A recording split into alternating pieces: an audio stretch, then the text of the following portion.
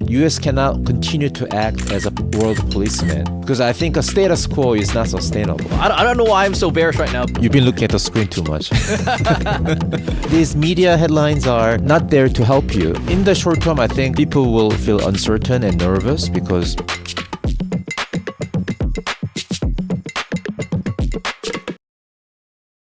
This material is for informational purposes only and is not intended to provide accounting, legal, or tax advice, or investment recommendations, or an official statement of Presto or its affiliates. Hello, this is the Presto Research Podcast. Today, we're back at it again with Peter. What's up, Peter? hey, how are you doing?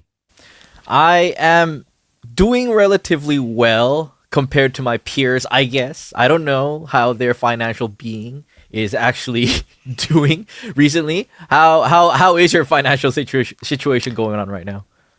Well, I don't. To be honest, I don't trade much. I'm buy and hold guy. I'm really lazy when it comes to buying and selling activities. So my portfolio is moving. Is numbers going up and down, but I'm a long-term believer in the space. So these numbers actually, I don't pay that much attention on a day-to-day basis. Yeah, right. Yeah, so I'm doing okay. I think right now your way of doing things is the right way to do because market volatility is not helping a lot of people, especially after Trump announced his tariffs against ally nations, actually. Canada, Mexico, he's going hard on EU nations, NATO, Ukraine. All this stuff that he actually said that he will do is hurting the people that voted for him, which is kind of ironic. And when he imposes these type of tariffs, obviously the one who will take the burden are the U.S. citizens and more broadly people like us who have our assets in crypto, because I think a lot of people still think crypto is a risk-on asset. And I think we should talk about what these tariffs could mean to us specifically. So what do you think the tariffs would do in, let's say, like short term, like 3 to 6 months? I'm seeing a lot of like bearish sentiment around this. I'm seeing a lot of people bringing up a lot of uncertainty in the future. I'm seeing a lot of like bearish data actually on consumer sentiment. What's your take on all of these Trump tariff threats? Yeah, so I think we have to separate two things. How the market reacts to all these Trump policies and how the actual underlying economy does on the back of his policies. And obviously the latter is going to take much longer to play out, right? How the economy responds more slowly, whereas the reactions of the financial markets are, it's immediate. You can see more on a day-to-day basis. And I think a lot of narratives are being formed based on what happens in the financial markets rather than people actually sitting down and thinking through and taking a deep dive into how this policy is actually going to end up affecting the underlying economy. So that's why I think there's maybe, especially in crypto, there's a lot of negative kind of a sentiment or narratives developing because the price action has not been that great. And I think the price actions in the crypto market is a function. I think right now it's been mostly driven by the macro concerns. And the macro concerns are, I think what's been happening the last few weeks can be described as the growth scare or recession fears. People are uncertain about, I think people are concerned about potential growth slowdown on the back of Trump's tariffs and also potentially the government spending cuts initiated by things like a Doge efficiency cuts.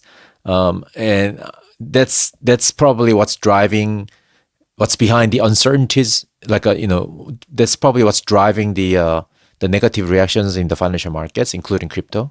Whether this will actually end up being bad for his supporters, as you put it, is another matter. In fact, if you look at the recent poll from CBS, on the Trump's approval rating, it's actually coming out very good. It's actually above 50%.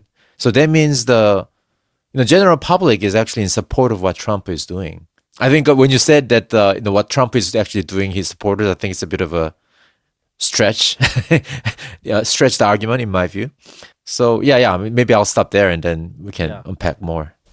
Yeah, for me, I think these economic policies were mostly driven by politics, especially Ukraine. It was very so I've been listening to a lot of these politics podcasts recently, and I have been interested in global politics for a while. So it just seems like the move he made in regards of Ukraine, it signaled that the U.S. is not interested in Europe that much, which a lot of political science professors has been saying, and that he kind of, it's like a nail in the coffin, right? It's like it was a trend that the U.S. would be slowly focusing onto the Asian theater because of because China is rising like very rapidly, and these economic sanctions and their threats. I mean, I don't even know if it's a threat, but like these things that Trump said to NATO nations, kind of says a lot that the U.S.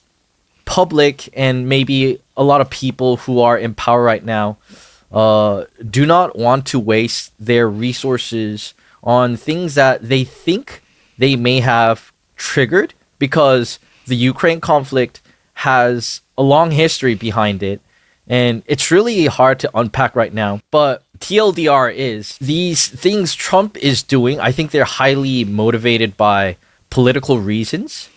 And I think that is kind of, I think a lot of people didn't expect him to like really do it, or do it in a very strongman way, like how he usually does it, the art of the deal kind of way, where he says like all these very highly demanding things, and then turns out he doesn't really do anything. I don't know if he's not gonna, actually pull out of Ukraine or not. Well, he did came up with a kind of a 30-day temporary ceasefire between Ukraine and Russia. These things he is doing right now, it makes me think that we are entering an age where there's the balance of power in Asia is much more important than Europe, and that the Trump administration is just showing us that is our reality. Yeah. So maybe I want to step back a little bit and then maybe talk about this a little bit at the higher level. I think what Trump wants to do is address. I think his number one priority right now is address national debt. I think that all his policies originate from that goal, in my view. So U.S. national debt is 36 trillion, something like that, and he believes that it's not sustainable. So he needs to bring it down. And one of the reasons, there are many reasons why it's so high, but one of that is he believes that he wants to this is a high national debt is a result. It's a result of unfair world order in his view. I'm not talking my view. It's this Trump's view, right? So Trump views that because of unfair world order, U.S. national debt has ended up so high at $36 trillion, and he needs to address it, because unless U.S. address this, the U.S. will collapse, and with that, the world will be brought into chaos in his view, because it's very important that the U.S. maintains the world hegemony in order to maintain stability in the world order. Now, in order to do that, in order to rejig the world order, he needs to fix a lot of things. He needs to fix U.S. relationship with the rest of the world. And that includes U.S. relationship with Europe, the U.S. relationship with Asia, U.S. relationship in the Middle East. The Trump wants to reorganize the U.S. relationship with all the major blocks of the world.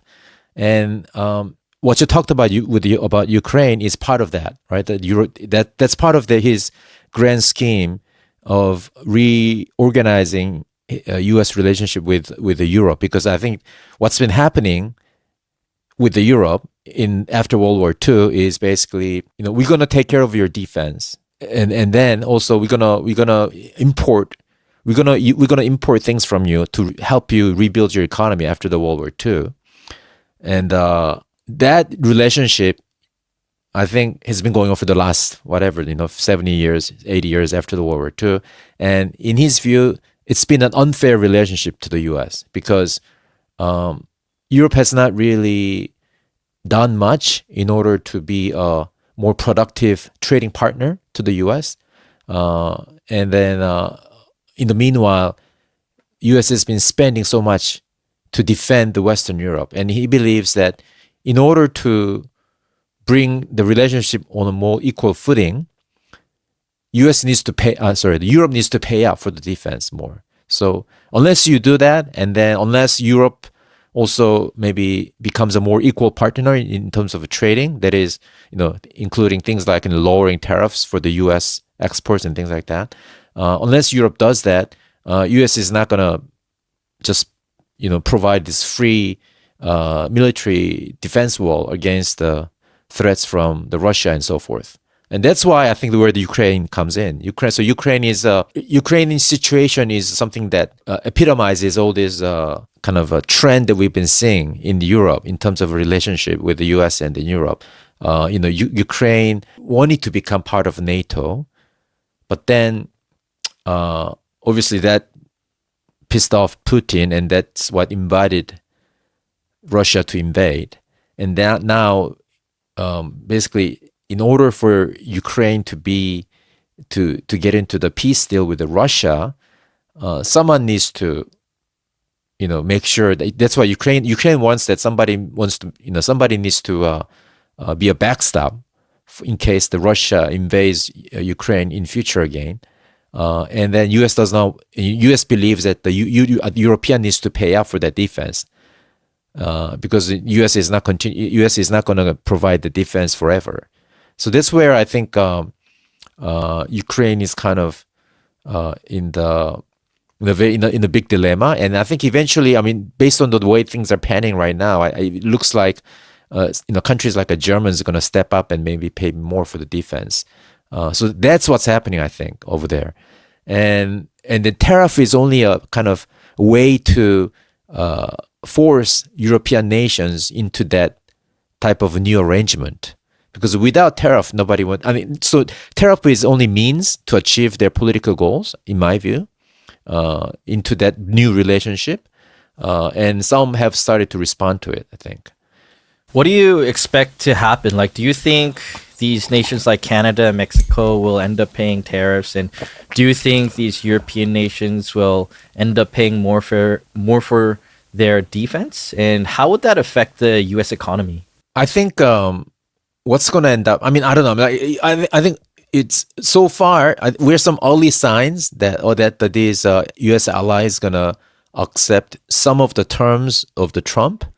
So if that's the case, if that ends up being the case, what you're going to end up seeing is maybe, not so much high tariff because they accepted Trump's terms. So maybe Trump will not end up raising tariff that much. So minimal change there, but then maybe the Europeans will end up having to, pay out for more defense. And then on top of that, maybe they will also need to fix some of their problems as well. There are too many regulations in Europe right now that hinders their economic growth.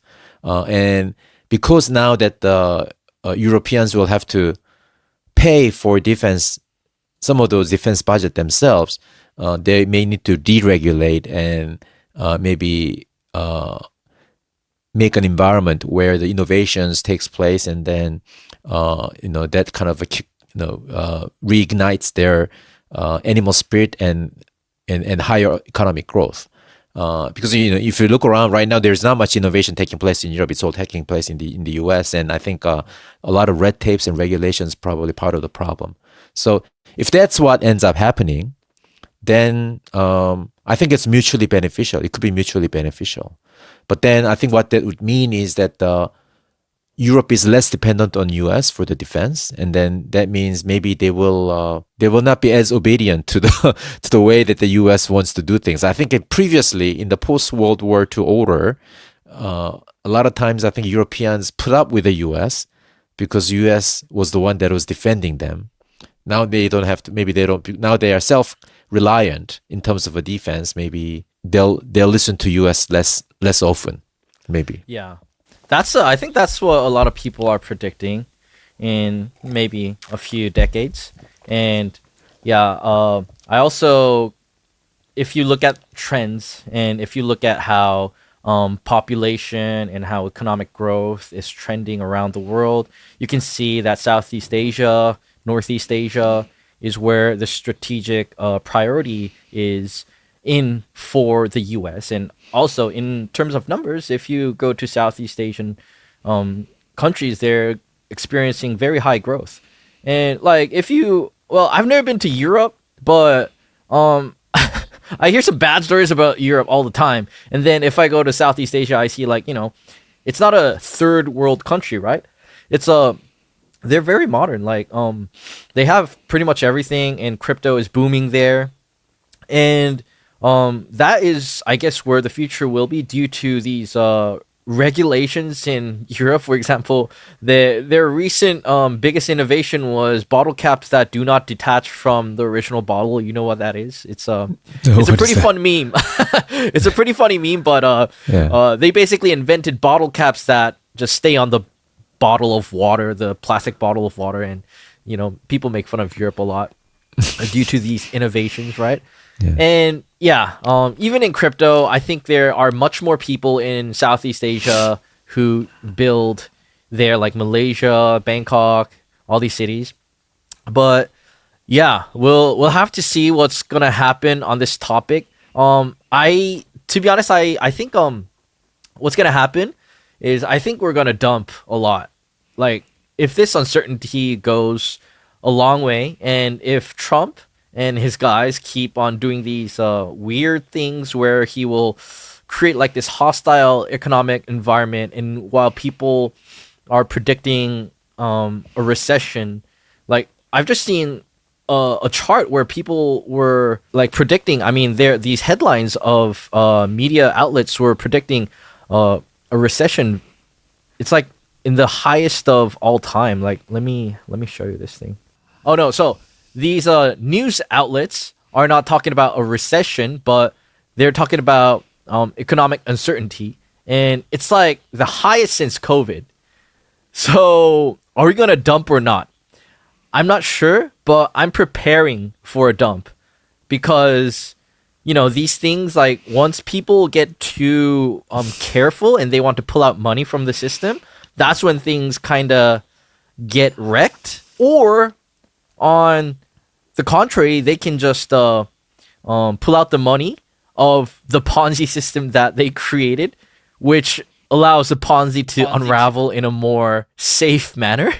So, well, I'm not sure, but it seems like it's not a good time to deploy capital, in my opinion. But also, we are getting charts like this, where they say Bitcoin price action will follow the global M2 chart. So this chart is pretty famous. It's chart compares Bitcoin prices to global liquidity.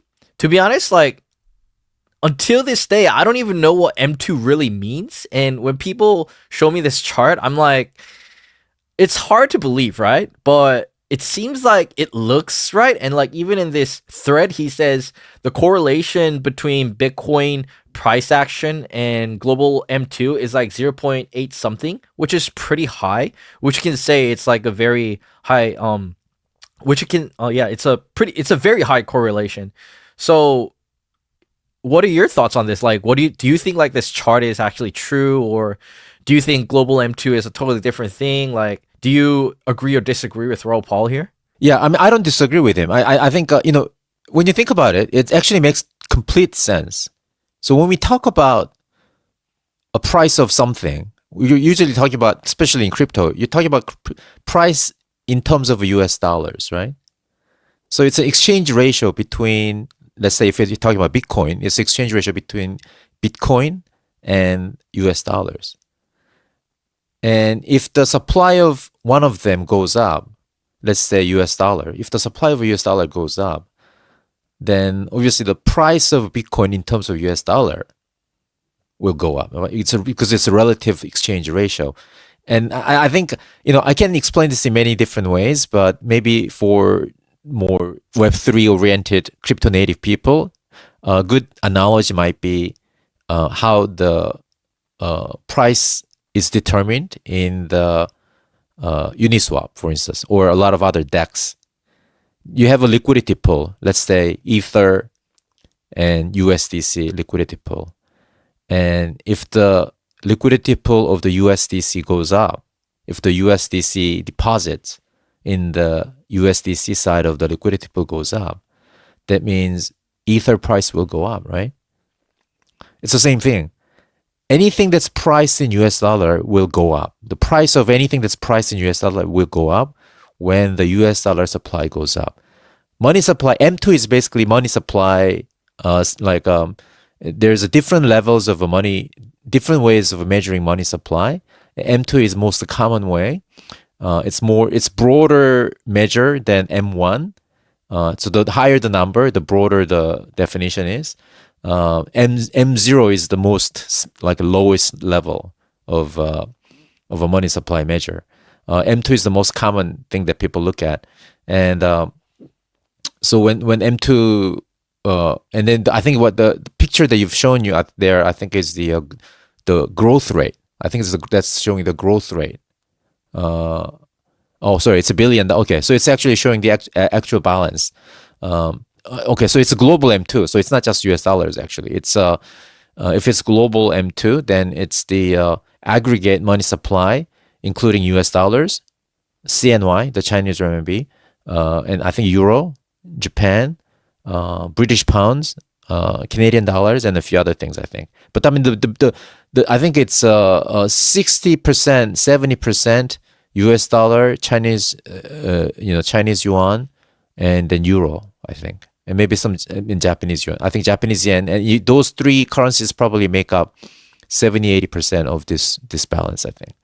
When the money supply goes up, everything that's priced in that currency is gonna go up, and I think and now the thing is, different items or different assets have a different rate of price increase, and the reason for that is because when the money supply goes up, the money supply is actually distributed by banking sector usually, and the banking sector has a preference over when it's basically the reason why I say it is because the banks distribute money to the financial system through credit creation, and who they want to lend money to is usually determined by how easy it is to collateralize that asset is. So usually the assets that has high liquidity, that's easy to convert into US dollars, are the ones that they are willing to lend money against. That's why they usually lend money to the property, and that's why the property price goes up when the bank decides to create more loans, for instance. And some assets respond to these things. So that's why some assets respond to these money supply numbers much more sensitively than others. And Bitcoin, I think, as a very liquid assets, I know banks don't lend money to the Bitcoin directly, in the traditional finance, but it eventually kind of trickles down through unofficial channels, in my view, and that's why I think that Bitcoin being one of the most liquid assets in the world, and also the asset that doesn't have any border, so it can attract liquidity conversion. It can attract all this money supply conversion from all different assets of all different currencies much more quickly than maybe some of the traditional finance assets. And that's why I think Bitcoin price can show very high sensitivity and correlation with the money supply changes. And that's why I think the chart completely makes sense. And also, we have this other chart where it says that on poly market, basically the whole market is betting on the quantitative tapering will stop in May. So Quantitative tightening. Tightening. Yeah. Anyways, they're gonna print more dollars. Basically, what they're trying to say in the long term, I think. And this kind of means that the interest rates will go lower. But I think that is totally dependent on future events. Like, for example, if we still get like if we get like high inflation, that would mean that the QT will have to last longer. And I think these inflation numbers depend on how Trump pulls off his policy. So I think even this bet is, the smartest people would be betting their money on these bets, but I think this only considers like the current situation of things. So yeah, do you also expect QT to end before May? I think there's a high chance. Yeah, I mean, I wouldn't go as far as saying 100%, but maybe 80-90%. I think it could actually come as early as tonight. Tonight there's FOMC meeting. And, the expectation in the market is that the Fed will not do anything with the rate. But I think people will watch his briefing very closely for any signs of what the Fed is going to do in terms of, tightening or loosening monetary policy. And one thing that people will pay very close attention to is what he's going to say about quantitative tightening that's been going on for the last almost 3 years. So quantitative tightening is basically, there's a lot of bonds sitting on Fed's balance sheet. And what quantitative tightening entails is basically the Fed letting the proceeds from the maturing bonds to roll off their balance sheet and not reinvesting, not rolling over into the bond purchase. So that's what they mean. You use the word tapering. That's what tapering is. Tapering is basically letting the maturing bonds to roll off their balance sheet, and they've been doing that for the last almost 3 years. The impact of that is basically now those extra bonds that they don't buy has to be observed by the market, and that has the effect of tightening the monetary condition. The last time they did a quantitative tightening was between 2017 to 2019, and it ended very badly. I don't know if people remember, but September 2019, we had what we call repo market collapse. So basically, I mean, without getting into the weeds of the mechanics of these financial markets, you can think of it as basically short-term money market completely freezing up and not functioning. Banks not willing to lend money to anybody on the short term in the interbank market, and that happened because the Fed took the quantitative tightening too far, and that basically prompted the Fed to intervene in the market urgently and reverse the course and basically resume bond purchase and start re-expanding their balance sheet. So Fed has learned the lesson from that episode, and ever since then, this is the unofficial, but basically chatter in the market or unofficial kind of a view amongst the Fed members is that you should never let bank reserve balance fall below about 10% of the US GDP, because that's what has triggered this kind of emergence, like this kind of total collapse in the money market at the time, on the repo market. So right now, that level is very close to 10%. Right now, bank reserve has fallen to around 11%, 12% of the US GDP. That's why a lot of people believe that the Fed quantitative tightening will come to an end soon. Yeah, I think that would be very nice news. I think we need some new money in the market. I kind of remember, well, in 2019, I was not very closely looking into financial markets. I was just more into like, history and politics. So I have no idea that happened, but it's good to know. And in 2019, the only thing I remember was that when I was actually DCAing Bitcoin, it didn't really go up that much. Like the Bitcoin prices were floating around like 8,000 to 10K in 2019. And I was like, just kind of unhappy that it was just staying in that price range for a long time.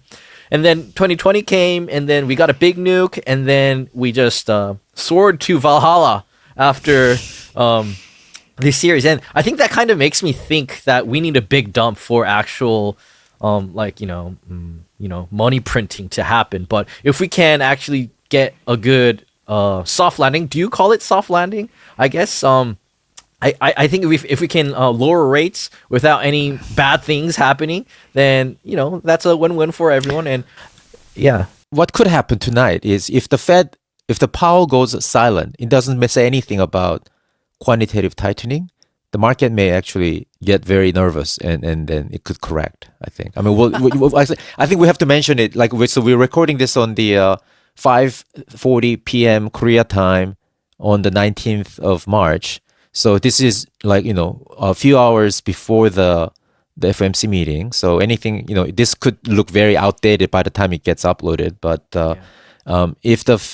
I think the expectation in the market is that Powell's going to say something about end of a QT. At least even if it doesn't end this month, at least give some guidance on when it's going to end. And I think a market will be comforted if he says anything about it. But if he does not say anything about it, market will assume that the QT will continue well into the bank reserve balance falling below 10%, which then I think the market may panic. So yeah, we'll see. that wouldn't be good. I think these people who create monetary policy, they always react to how the market is doing right now. So even though Trump is, kind of messing up with his friends and all, I think there might be a chance for getting lower rates. Maybe he could, mention something about ending QT and all. But again, I think what we should be focusing at the moment is what Trump is talking about and how he will, implement future economic policies and the reaction of the Fed and the market to it in, I would say, the next 6 months, because these policies take time to actually take place and it's hard to see their effects in the market at the moment.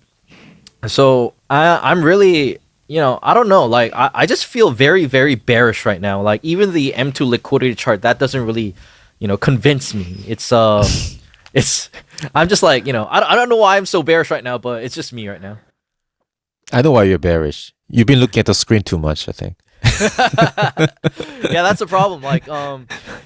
It's a negative loop. You keep consuming this bad news all the time, and then you think the world is just crumbling. But then if you just look up to the sky and breathe in some fresh air, then you're a happy man. So I guess everyone yeah, don't look at the screen. I mean, these media headlines are there not there to help you, but to kind of get your attention. Yeah, they are generating these headlines based on what the click views, and it's not it's not something that helps you view the reality as it is. So my advice would be just get out, do some exercise outdoor, and then read grass. books. Yeah, read books on financial history, and that's much better way of getting close to the assessing the reality. I think, Actually, and that's also what I'm doing recently. I've been reading a lot of, listening to a lot of history podcasts, a lot of politics podcasts, and trying to understand why Trump is trying to mess with Ukraine, trying to be friends with Russia. Actually, my theory is that this guy's trying to make Putin his friend and do something about it for China. Like I think his number one priority is Asia and China, and that's why he just wants to like give Putin a good deal and then pull out of Ukraine so he can concentrate resources in Asia.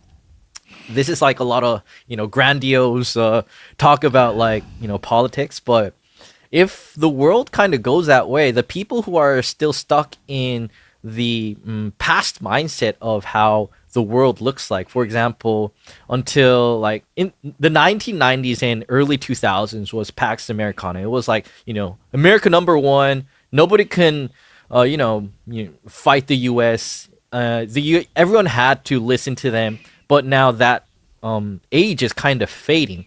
And a lot of people, including me, didn't realize that fact until Trump actually came in and he talked to Ukraine and Russia, and he's trying to give like Russia good terms in the ceasefire and all. So I think the world model that we have been that I actually grew up is crumbling, and we are entering a new age. So I think economic policy will closely follow that. And I think that's why I am much more bearish and trying to be defensive here. Yeah, I mean, I think in the short term, I think people will feel uncertain and nervous because the world order could look very different, and maybe that means a change. I think you oftentimes when big change is about to happen, people feel very nervous, right? Because you're entering into unfamiliar territory.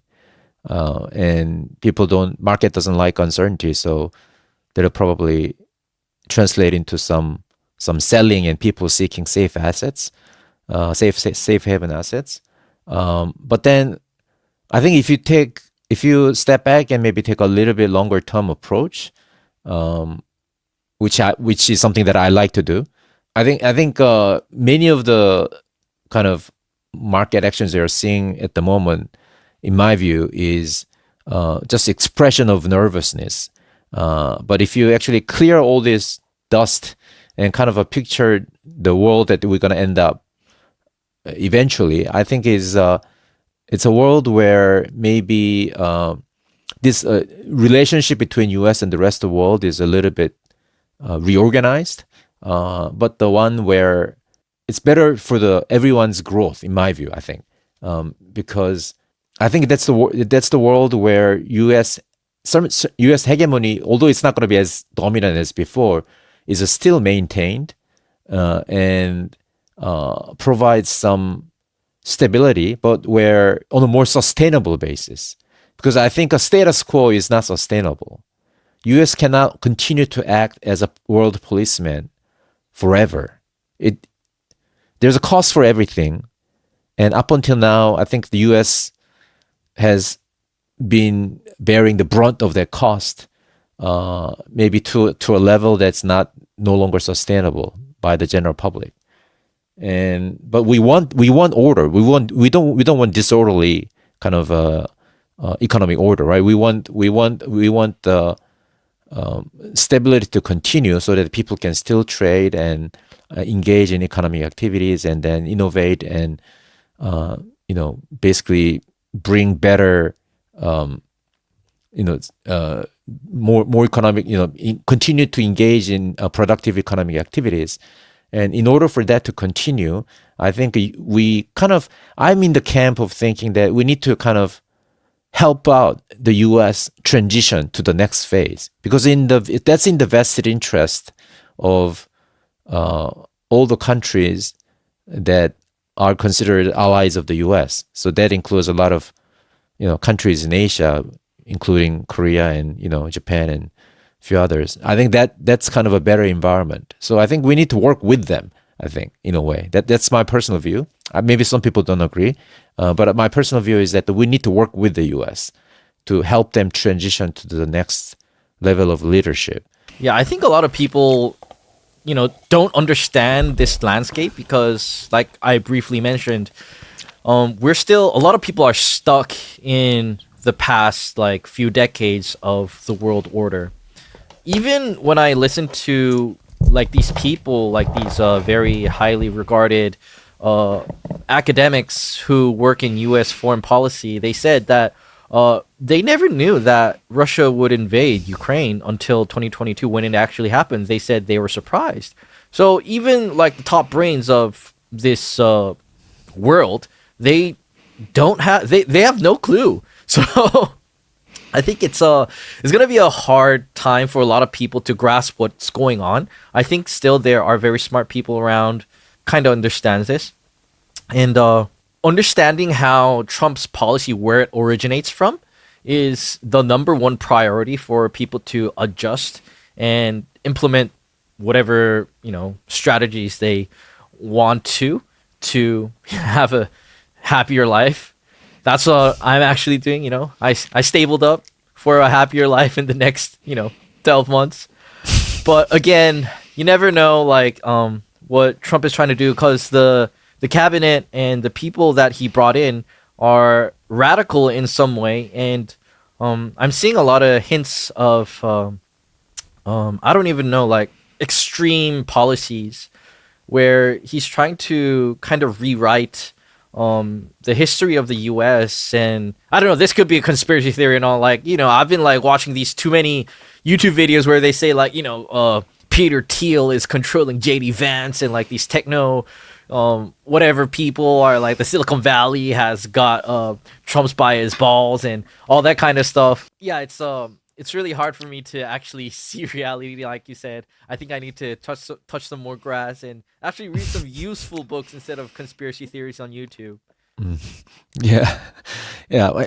It's I mean, I think a lot of people describe what Trump is trying to do as radical and unpredictable, and I think the reason why it feels that way is because people are too they're stuck in the dogmatic thinking. I think if you think national debt crisis in the US is not serious, and think that the status quo is sustainable, then all the things Trump is doing looks very radical and crazy and unpredictable. But if you think the debt crisis is really serious, it's something that needs to be addressed, you need a big medicine. And these solutions to this debt crisis is not going to be simple, and it's not going to be coming from your very familiar territory. It'll be very the fix to this problem is going to require some big decisions and bold decisions, and that's what's happening. That's what's seeing, I think, right now, is that because national $36 trillion debt is a big problem. In order to address this big problem, you need a very bold and creative and new approach. Otherwise, you're not going to be able to fix the problem. But the people who don't think this problem is big, everything Trump does is going to feel like very radical and crazy. Well, let's see what happens next week. I think let's see what happens tonight. I think that's more important. FOMC. Yeah, let's see what happens tonight. And also, let's try to memorize what happens in the next week. And we can talk more about how all this crazy transition in the world we are living in is going to roll out. All right. Anyways, it was good talking to you, Peter. I think we should do a little bit more study on Trump policy. I think I'll have to go and read more instead of these conspiracy theories. By the way, one thing that might be helpful is read the 40-page report from Steve Miran, who is the chair of Council of Economic Advisor to the White House, who just got confirmed by the Congress last week. Before he was appointed to that position, when he was working at the Hudson Bay Capital, which is a consulting firm in the DC, he wrote a 40-page report detailing how U.S. should address these imbalances of a relationship. And I think it's kind of a blueprint of what Trump is going to do. A lot of things that Trump is doing right now, it's actually all kind of laid out in that report. So it's a good place to start if you want to understand what's coming for the Trump administration in terms of economic policies. Right. That's what I'm going to read this week. Anyways, thank you, Peter, for tuning in. Let's talk next week. Thank you for everyone to listen to the Presto Research Podcast, and see you next week. Bye.